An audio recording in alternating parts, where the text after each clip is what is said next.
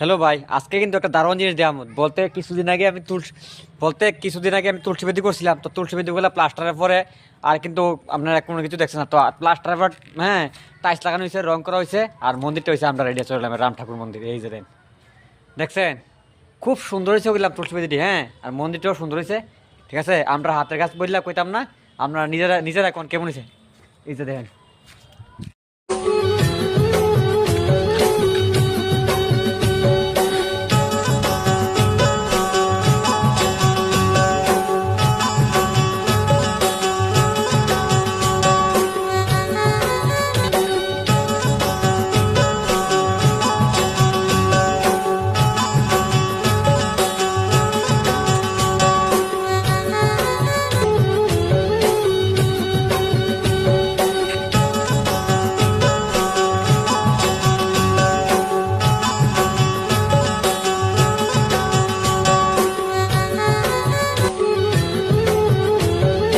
তো এটা হলো রাম ঠাকুর মন্দির, কেমন হচ্ছে আপনারই কন।